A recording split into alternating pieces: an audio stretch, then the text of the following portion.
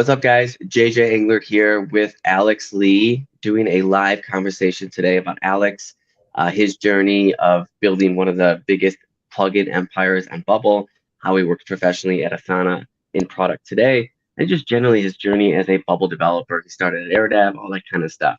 So, Alex, who are you? How did you get started? And how did you even figure out or find Bubble in 2016? Yeah. Hey, everyone. JJ, thank you for inviting me on. Really excited to talk about my journey with Bubble. So back in 2016, I actually stumbled upon Bubble through a post that Airdev, the founders of Airdev, Andrew and Vlad, they made it on a Facebook group for Stanford alum. I went to Stanford for college, and so did Andrew from Airdev. And he made a post about joining a no-code fellowship to learn how to build digital products. My background before then was mostly in physical products. So I studied engineering, mechanical engineering, and product design, so that was mostly Cool. physical products. Yeah. And I kind of want to segue into the digital product world, so like build software. Mm-hmm. I thought this could be a good opportunity to learn that. And so I applied, I reached out to Andrew, and that's when I learned a little bit more about Bubble and what it could do. And I think I was just floored about the possibilities of Bubble. And this was back in 2016 when Bubble looked totally different. And so I worked with Airdev for a couple of years and learned just all the nooks and crannies, all the tricks that you can use with Bubble to build powerful web applications. Yeah, this in 2016, 2017, yeah? Yes, yeah. So early on, like 7 years ago, early on, which is incredible. Yeah. I remember like back then, one of the top feature requests was being able to dynamically add a color, because you couldn't dynamically add colors back then. You had a static color. Oh man. So, and then you were obviously in the old responsive engine and all that kind of stuff.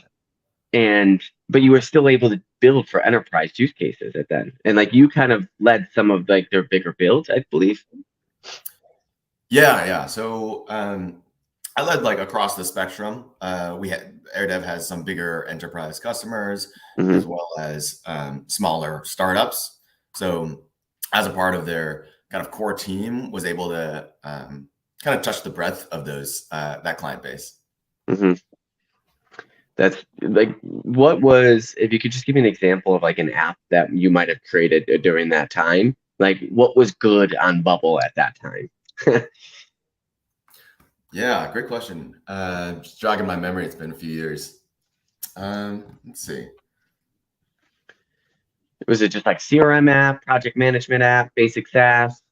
Yeah. I probably built dozens of apps with Airdev, and a number of them, I think the probably category that stands out the most to me was those like two-sided marketplaces for like more like niche use cases.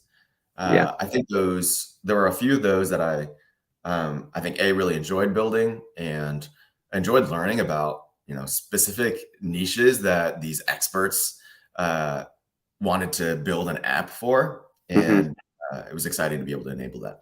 So you didn't know Bubble before joining Airdev. How long did it take you to get up to that speed with Bubble? Yeah, I think it probably took me like the way that Airdev's format worked back then was we had a maybe like 8-week fellowship where we just learned the craft of building on Bubble. So that was our introductory to Bubble. And so we got paired with a nonprofit client. In my case, mine was in EdTech. Oh, nice. Yeah. So I got to build a really cool kind of dashboard and analytics product for them.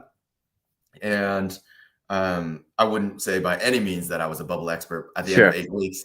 But over the course of building dozens of applications and the team getting together, the Airdev team getting together and just learning from each other over the course of a couple of years, I think was able to build like a very solid foundation in how to use Bubble and how to use it in the best and most optimal way you can. Yeah, that's really cool that you had so much support around you in that learning journey, and that they took you on from zero, match you with a nonprofit. That's, I mean, that's awesome. Right? Might as well learn and help someone out along the way, and then Yeah. do that. I mean, like my journey, I knew nobody when trying to learn Bubble. I just stumbled upon Gregory John's Udemy course, and I was just like, it's $10. I can't lose. I didn't think Yeah. I was smart enough to learn, quite frankly, but I was like, it's $10. I'll just go one lesson at a time. And quickly, my mind was blown. I came from building as a non-technical founder, building full stack apps and like .NET and shit like that, and just spending way too much money and time. And so, as soon as I learned that you could just literally sign a user up with Google, like with the one action, I was like mind blown. And I turned to my wife and I was like, "This is crazy." And she's like, "What are you talking about?"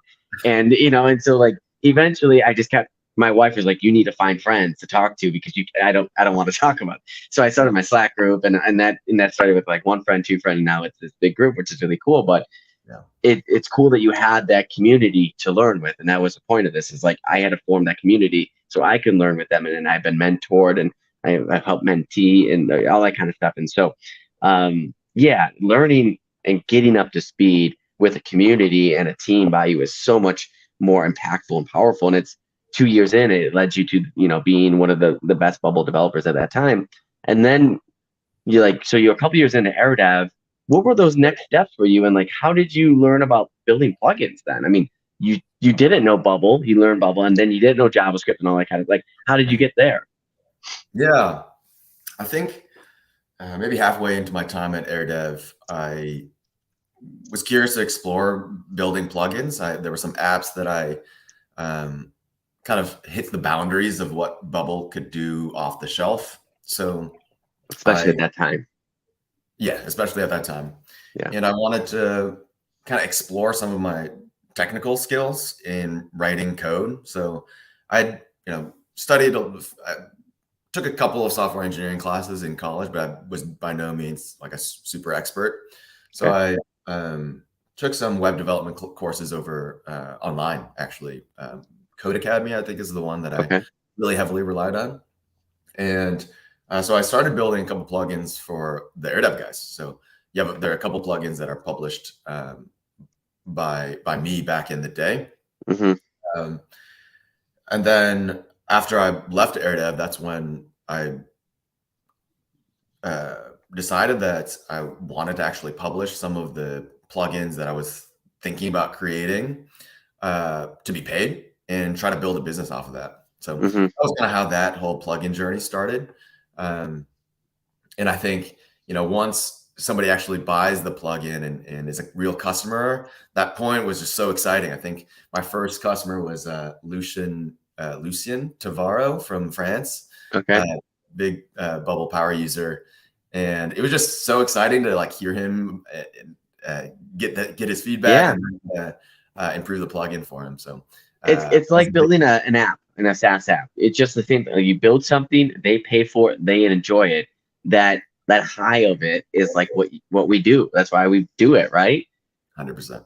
Yeah. Yeah. So you built your first app, and then you're like, okay, I can make a business out of this. How do I make a business out of building plugins? Like, where did you go from there? Like, what were your next steps? Like, you built. I'm going to pull up the list while you talk about the question I just asked you, but there's a long list of shit that you built that's really cool.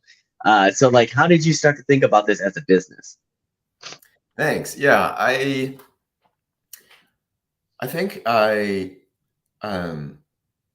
probably didn't start thinking about this as a business until early in the pandemic. My fiance and I at the time just quit our full-time jobs, and I actually dedicated, pretty much full time to this plugin business.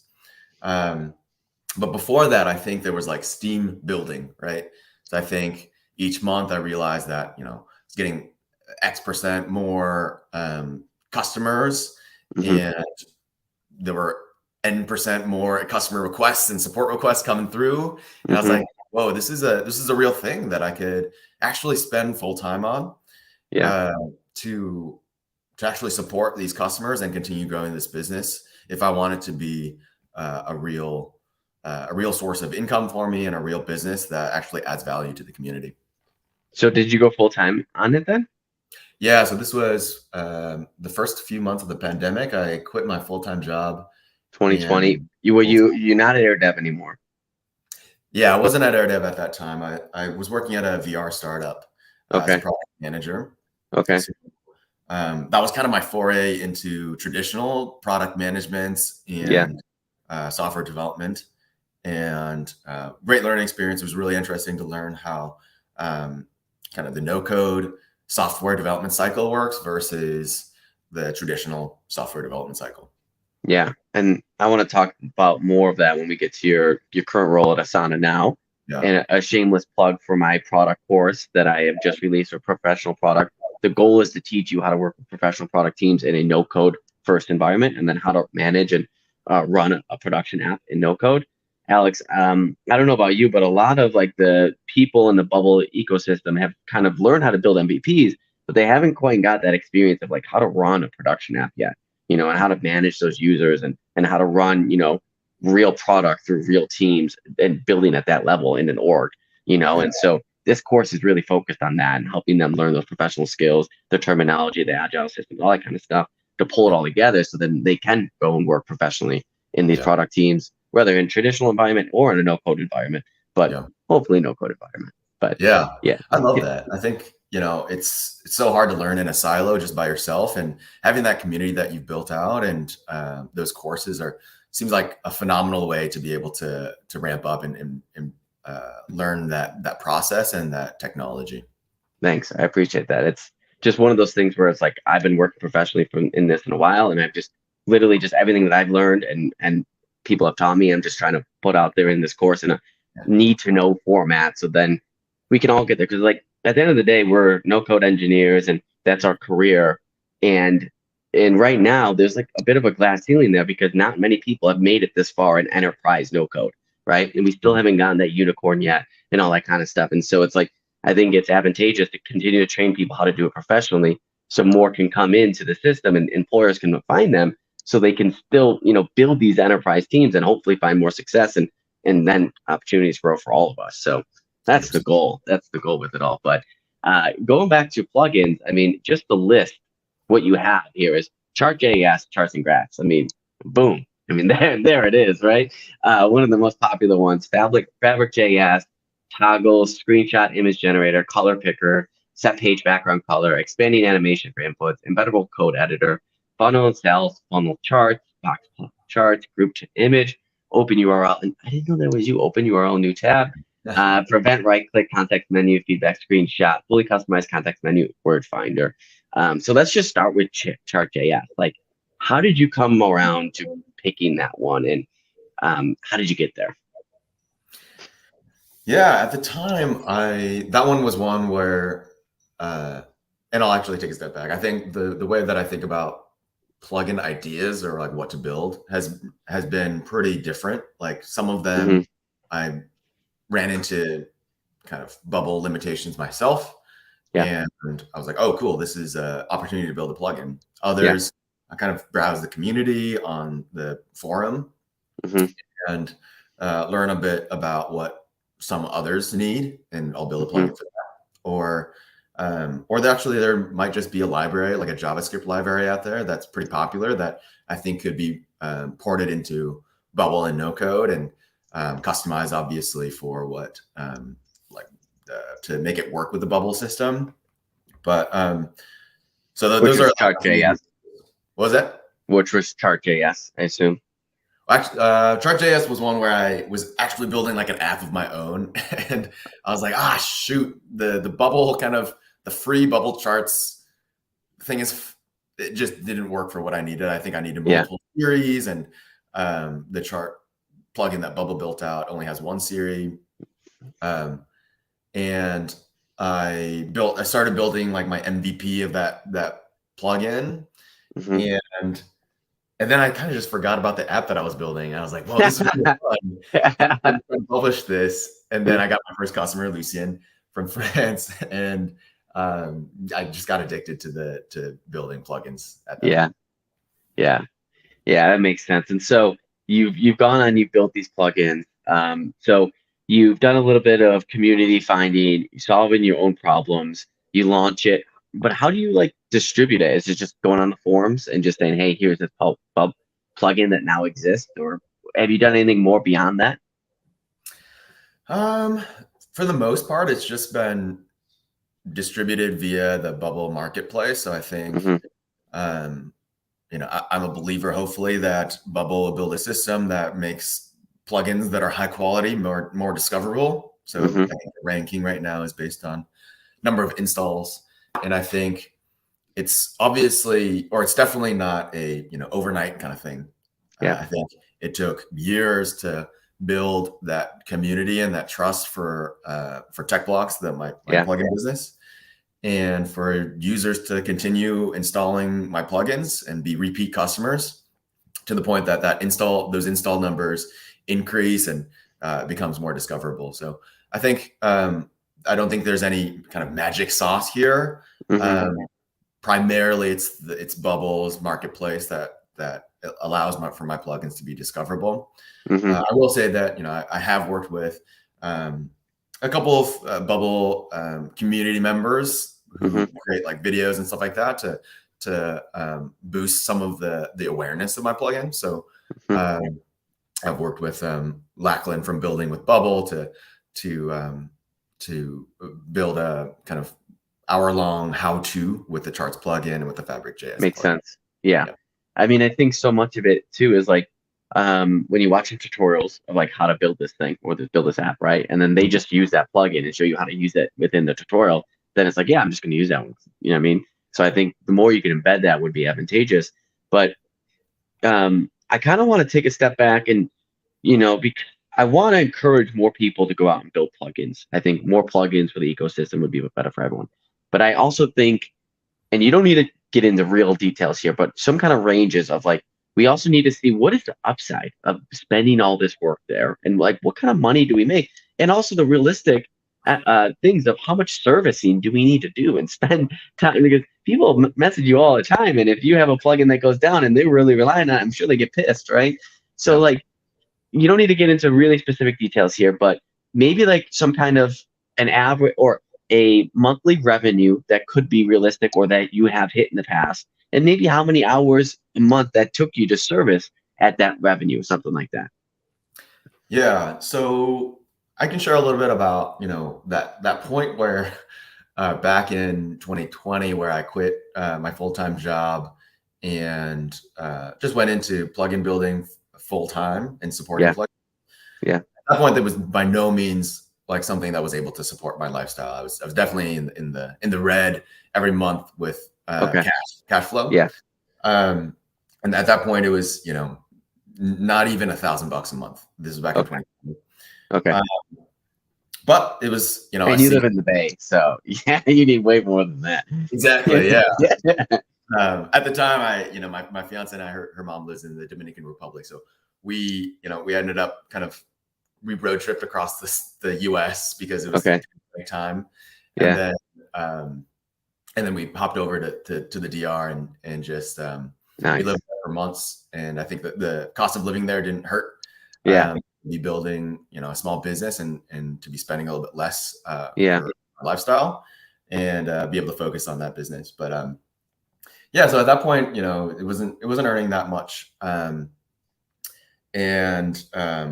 but I definitely felt like it was a seed that could grow into something more. And in these days, I think it's able to support. Um, we got married, so my wife and my family now, and but definitely not fully. So I have a full time Hmm. job right now. Hmm. Definitely, helps pay the bills, but isn't able to be like a full time Sure. gig Sure. for somebody Sure. living in San Francisco. So I'm just going to throw out some numbers. I'm going to assume at one point or in some months you might make $5,000 in plugin revenue, and if that, I mean, is that a possibility? One, yes or no? Yeah. I think so. Yeah, I Yeah. think it really depends on like how many customers you have, and I think Yeah. it's it's a slow game. Yeah. I don't think it'll happen overnight. It wouldn't Okay. happen overnight. It's something I think you really need to invest years into. Okay. To get to that 5,000 monthly Yeah. recurring now that it's a subscribe monthly, but do you see most people doing the monthly compared to like the buyout? Probably like 2/3 monthly, Yeah, and the remainder of the one. buyout. Yeah. Okay. And so let's talk about, so now you have 10 plus different plugins and a full-time job. What is the commit for you to like service all these plugins? Is it like 5 hours a week, 10 hours a month? Where are you kind of at? I know it probably varies, but Yeah, I think probably like a few hours a week okay. range. Uh, I've hired out a team in the Philippines, Okay. and train them up on my plugins. And Okay. so they will service most of the customer requests, Nice. the ones that they're able to figure out. And then sometimes there will be like a feature request for the plugin or something a little bit more bespoke. And that's when I'll jump in and I'll Okay. either dive into over the weekend to Build it. build it or fix it or whatever it is, and help that customer out. Yeah, that's how we got connected a year ago. We needed a custom feature for FabricJS, and you commissioned it and built it, and it worked out well. And um, yeah, so I'm thankful for that.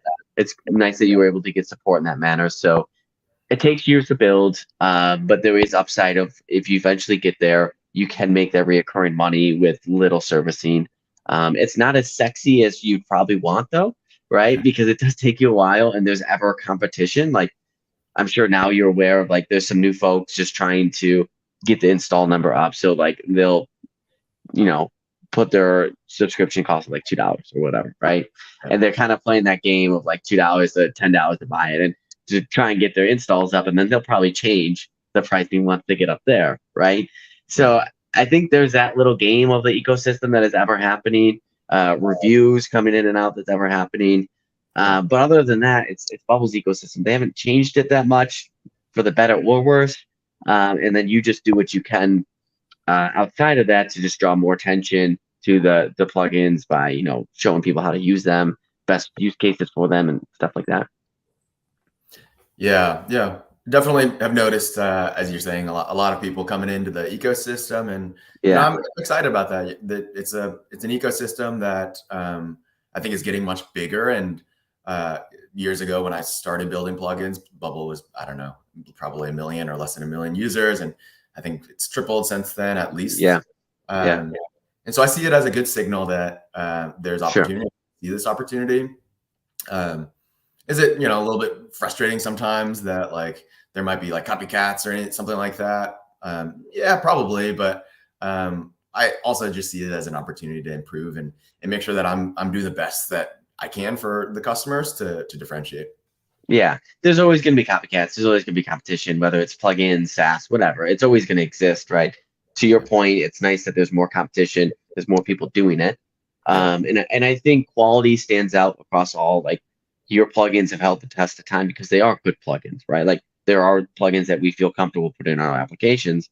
And generally, plugins are a bit high risky because if you don't work with a good plugin developer and your plugins stop being serviceable and stop working, and you're relying on that for core functionality, then your app is just dead in the water. You know what I mean? So you got to Sure. find a good author that you believe in, that you can communicate with. That was one of my requirements when, you know, with FabricJS, we were using it for a enterprise application, and Yeah. we were like, before we do this, we need to know that we can communicate and that with the author that they're still servicing it, and that if we had any special requests, they would possibly commission these Yeah. because we knew that our needs would probably grow, and we wanted to make sure that the plugin would grow with us before actually committing it to our build. And that's why we Yeah. reached out to you. We got and it all worked out, and we did it, and it worked well.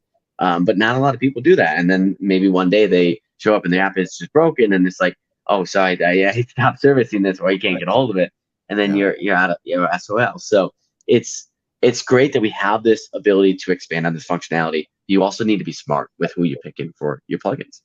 Yeah. Yeah. It's the way I think about it is like, do you want to save some money or do a free plugin and waste weeks trying to figure out how to use that plugin because there's no Mhm. documentation, or It it's just breaks on you. broken? Yeah. Yeah. Or do you want to spend a little bit more money and have something premium to save you a couple of weeks of development time and frustration. And my hope is that, you know, the quality of service and the plugins that I built out at Techblocks is worth the, you know, extra N% cash that you might be spending on that plugin. Yeah. I want to segue into like current happenings of you working at Asana and just outlook on no code in general. So we kind of be exiting the plugin stuff. Do you want to mention anything before we do that? No, I think we covered our bases. Yeah, I appreciate that. Cool. So you're now working at Asana in product in a traditional team, right? You know how no-code teams work. You know the speed that they work. And then you also know traditional teams' speed that they work, right?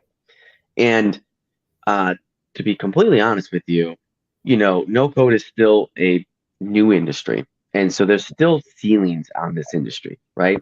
A no-code developer, a bubble developer, even someone like me can only make so much still, right? And so then it's like, well, we see traditional devs at like OpenAI making hundreds and hundreds of thousands, and you know, the best of the best at Bubble can maybe make a couple hundred, or maybe not even, right? And so it's just like, well, I love Bubble and I love everything that it gives me, but as we get to this point in our careers, we're like, are we being capped or are we not? And like, what are the downsides and what are the upsides of this, right? And now you're a really good Bubble dev, and you took kind of getting out of the no code world to get to this traditional PM route and working at a big company. And so I just want, and I'm currently still in it. So we're kind of A/B right now. So I kind of want to hear about like why you got out of no code and what you're seeing in a traditional world. And then I'll kind of come back with the no code side. Yeah. I think the reason I got out of no code wasn't to get out of no code. I think as I kind of mentioned earlier, I studied product design in university, and I am just inspired by like cool products. And so I think that's kind of my North Star. And when I think about my career, it's like not necessarily technology that is used to build it, but I am excited about building cool products that impact people's lives in positive ways. And so the reason I left Airdev back in the day was I saw this really cool VR startup that was in the VR training space. And I just thought it was like a brilliant use case. I think, you know, VR, I think a lot of people can feel like it's kind of a bubble, but I think training is a really excellent use case for VR. Sure. And so I just wanted to learn a little bit more about, you know, VR and that technology and that product to just like expand my product knowledge. So that's originally why I left the no code space, was just to explore a new products area. And then I joined Asana for similar reasons. I used Asana briefly in the past, and I thought it was a really cool product. And I wanted to join the team to learn how to improve it and continue kind of expanding my product expertise. Yeah. And that makes sense. I'm starting to hear a little bit of echo from your side. I don't know what's changed, but I'll just keep going. Yeah, it's a hard parallel because you're more of the product side and I am more of the dev side at the moment, even though I'm product dev. And so like in my last company, I was running entire product with designers, PMs, and dev team. And I really loved that because it was a no code team. So I could integrate my bubble strategies and expertise there, but still be part of the product building, which is, I love it for similar reasons that you listed, right? Like I started off as a filmmaker, and the only reason I was a filmmaker is because I wanted to bring ideas to life, right? And early on, I, again, didn't think I was smart enough to learn engineering and all that kind of stuff. And I figured out if I wrote stuff down on paper, I could film it and bring it to life that way. And I didn't need to know math and science, right? So I went and became a filmmaker. And I did that for many years until I learned how to create things in another manner, which is with technology. And the thing that I love about Bubble is like, I could be on my couch and I have an idea that I want to create and I just go create it, right? And Bubble is so cool in the sense that like you can move so quick and you can get to that MVP so quick that it's like, I don't need a team like I did with filmmaking. I needed my lighters, my cinematographers, my actresses, all that kind of stuff. Where Yeah. if I had an idea for a script or anything, I couldn't really make it by myself. But now Yeah. with Bubble and no code, I really can, and I just love that, right? Yeah. Um, so that's where my urge for no code and Bubble really come in. But now we're like deep into no code, and the industry is growing, and Bubble is starting to become one of the main no code players in the enterprise space. Yeah. Airdev, I think, started that trend, and they've Mhm. continued that trend really well. But I Mhm. think we're still kind of in this perception of, well, traditional code is better than no code. And I think, right. And that's what people think. Maybe, I don't know. Maybe there's a stigma of, well, it's no, so it's no code, meaning so it's not as powerful as code. I don't know. But I think that also applies the stigma of, well, then if no, traditional code's better than no code, then traditional devs should be paid more than no code devs. Right. And so I think you start going on there. And I think no code over the next year or 2 years, and with the introduction of AI, I think Mhm. we're in for a really interesting change with what enterprise companies start to use for their stack. Because after Mhm. all, time is money. And if you can build something quicker, faster, and just as secure as a solid, then why spend the extra money? But I still think it's so new that it's like we haven't gotten there yet. So coming from your world, Asana, a big company, do you guys leverage no code in any capacity? If has that ever come into like, yes, this would make sense to do it here, or like strictly traditional? Like, where are you guys thinking with all this? Yeah, as far as I know, it's strictly traditional Yeah, coding. I think there might be like internal tools here and there that are we use, like Airtable or something like yeah, that. But primarily, it's traditional, and I think kind of stepping away from just like my experience at Asana, just like working with traditional environments in hmm, general. I think oftentimes there is a little bit of a stigma around no code. I think there are assumptions that people make, like maybe they use some kind of like no code tool back in the day and it wasn't able to do something, or there was, that they hit the boundaries of the tool and they got frustrated and they kind of assume that no code just isn't yeah, going to satisfy most or many use cases or many kind of features that they might want to build out. hmm, Uh, and I think oftentimes they don't realize how powerful something like Bubble is, and how uh, custom and pixel perfect you can make your apps. yeah. I think you're right. I mean, that stigma's there. I don't know how you get rid of it. Like that's deep. I think it's just going to take several unicorns built on no code technologies to say like, hey, you can build really big businesses on this. But from what I've seen is like, once you get that big, you don't want to say that you built on no code because there's no advantages really to say that you're built on no code, right? Like, and Bubble doesn't give you money for it. You don't. The only thing that is going to come of it is your customers are probably just going to think of you less, maybe because of the perception of such. They don't need to know that, so why even say? So we're in this weird situation of the most successful companies, I assume, are reaching the highest limits, aren't saying that they're actually built on no code. And so then they're not kind of furthering us in that way either. Yeah, totally. It doesn't seem like they have much of incentive to disclose Right. that. And I'm also kind of curious, like what are the most successful businesses out there? And it's kind of like a black box. Yeah. And that stinks, right? Because like I understand the black box, but it also is holding us all down in the meantime, Yeah. right? Like so many people are like, is there an app that can do like 100 DAUs and Bubble and all this kind of 100,000 DAUs and Bubble and all this kind of stuff?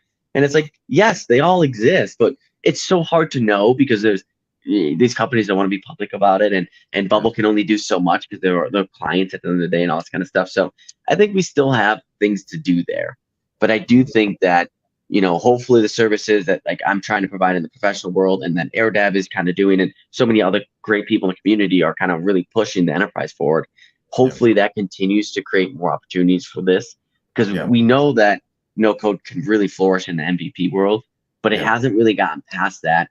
Okay, I validated MVP, now I go to traditional code. It hasn't Yeah. really gotten past that wide scale yet, and I think it Yeah. will. And I think introduction of more no code tools, decoupling these no code tools with things like WeWeb and Zeno all coming into play to make more specialties that get even more power there. So I think Yeah. we're close. Um, I before we end here, I just want to talk about like your role on a traditional team as a PM. Like, Yeah. what does that look like? And I kind of like will follow up of like what my role on a no code team as a PM looks like, and kind of see where the similarities and the differences are, if you don't mind. Yeah, 100%. And just backtracking real quick around just like the no code becoming a little bit more common and ubiquitous. I think Yeah, another angle, um, beyond just like that unicorn no code app and it being like highly visible, I yeah, think it's just like maybe people like ourselves that might join a traditional coding environment. yeah. At the startup that I worked at before Asana, um, I got us to buy Bubble. I used Bubble to prototype occasionally Hmm.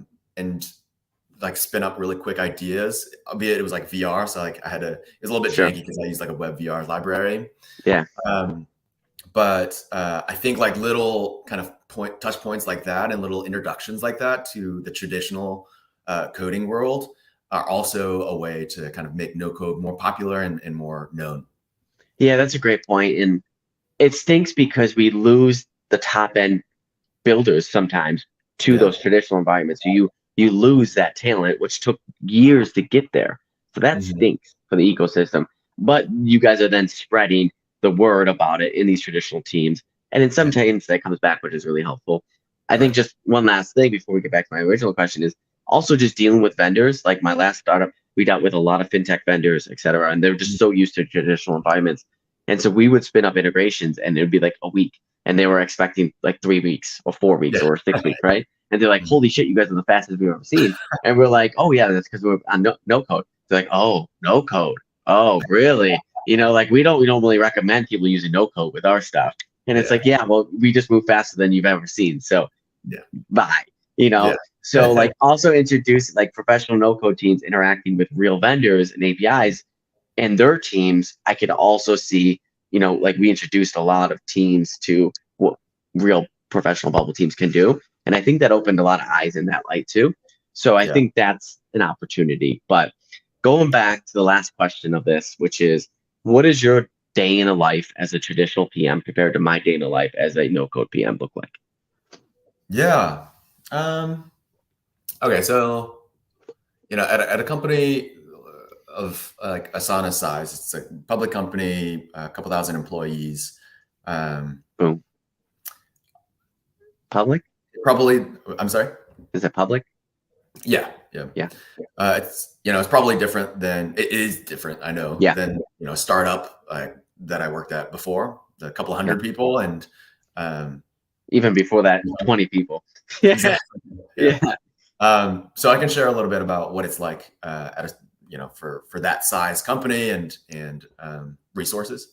Yep. So yeah, I think I do a chunk of planning and strategy and kind of road mapping. So like setting a vision for where a product or a feature might or where I think it should go Hmm. based on quant and qual research. So user interviews, data science analysis. Um, so learning a little bit about the user and what they might need, and then establishing kind of like a North Star that Hmm. might not be something you can achieve within half a year, but must be something that, we're looking like 3 years out. And then establishing like a plan and a roadmap on how to get there. I probably spend, a quarter, a third of my time doing that. Wow. That's a And lot of time.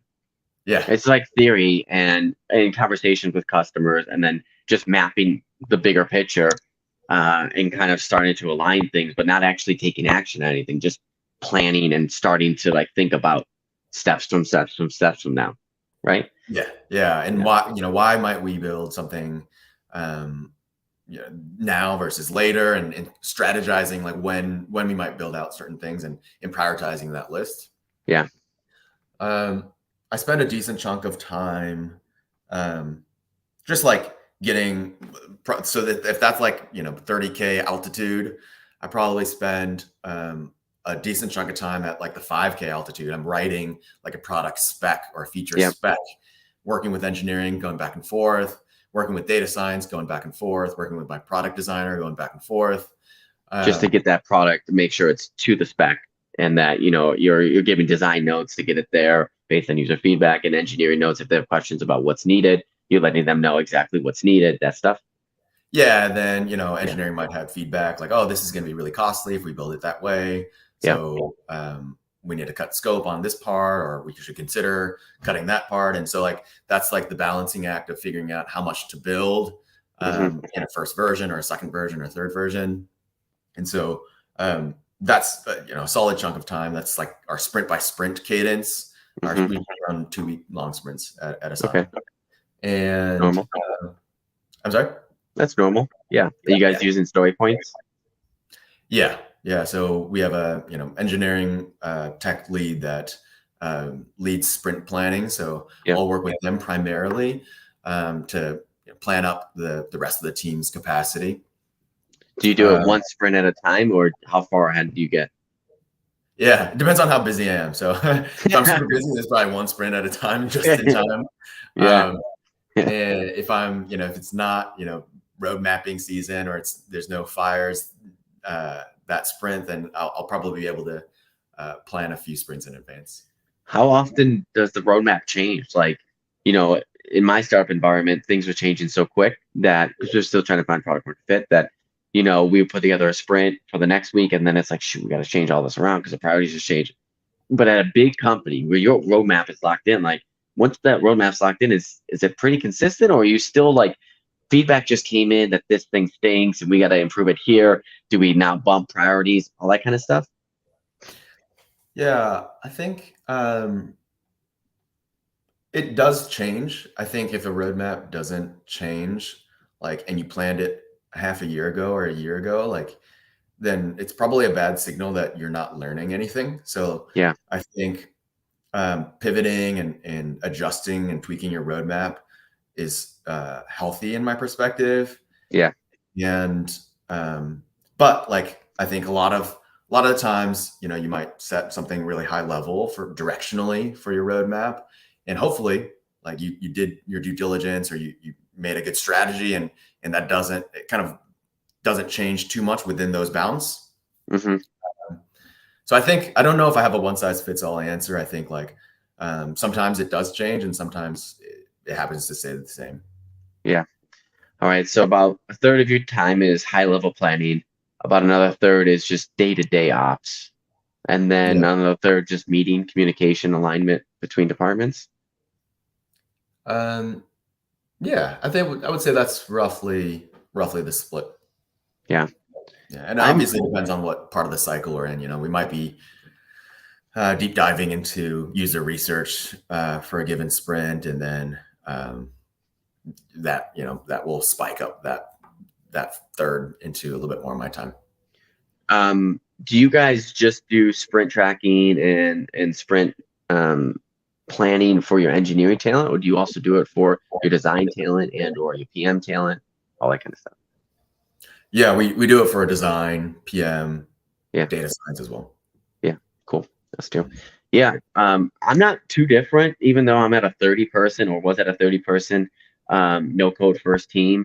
I led the product team, and so really it started with finding out what we needed from leadership and customer feedback, and we put together product specs from there. We'd always just start with writing down our PRD, or product required documentation, of what is this product, what is it going to solve, and here's all the features of that. And then from there we would get design and engineering feedback of like, early on, is this a thing? Do we do it? How big is it? And then once we aligned with all parties and leadership, then it's like, all right, this is good. Now we can start breaking it down, scoping it, putting in the sprints, and breaking it out from there. But that PRD was kind of like our everything. We started with a 2-week sprint. We went down to 1-week sprint. We used story points for a bit, switched a little bit just because of whatever, but I'm normally using 2-week sprint with story points for engineering, design, and PMing. And I like that cadence a lot for all the PRD stuff, like within the issues, do a lot of ticket writing, right? Making sure that all the issues have the documentation in there, and that's well upcut. But other than that, I mean, we'd have daily stand-ups for PMs, design, and devs. 15-minute stand-ups just to go through what you're doing on the day, what you finished last day. You try to make your sprint, every 2 weeks. We had bonuses, so sprint completion was tied into bonuses at each quarter and all that kind of stuff. But yeah, I mean, I don't see too much differences. It's just our sprints were packed with so much shit because we moved so fast that it was like, in this next 2 weeks, we're gonna build 4 different features. With 4 different engineers or 4 different bubble devs, we built 4 different things, right? And so I think that was a hard thing, is we would move so fast and sometimes not plan for all the things that come with launching a new thing, maintaining that new thing, getting feedback for that new thing, and just moving on to the next thing too quickly. I think I could have done a better job of just planning for, yes, we launched it, but now what is this wind down? What is this, feedback cycle? What is the success tracking cycle? All those kind of things look like. And so I take all this, and it's in my product course. All of the steps that we kind of talked about, the agile system, sprint tracking, how to write your tickets, PRDs, and then how to work with dev teams, how to work with bubble teams, talk about how to hire bubble teams and at this level, what to look for. So you can find all that on No Code Alliance. It's my latest professional product course. Otherwise, you could find Alex. Alex, where can they find you? I mean, obviously Techblocks, that's plugin stuff. You're on LinkedIn, but you're not on Twitter yet? I'm not on Twitter. Yeah, Okay. I'm not much of a social media guy. I only first got Instagram like a couple years ago. Okay. All right. So you can use his plugins, Techblocks, on Bubble plugins. Again, it's a ton. I'll list it into the description of this video, all of his different plugins. If you want to contact him for servicing, follow the normal plugin stuff. All right. But if you have questions or whatever, comment on the video. If you let us know if you enjoyed it. Otherwise, I hope you guys enjoy this conversation. Alex, thank you for joining me, and enjoy the rest of your Sunday. JJ, it's always a pleasure. Thank you. Appreciate you. Cheers. See you guys.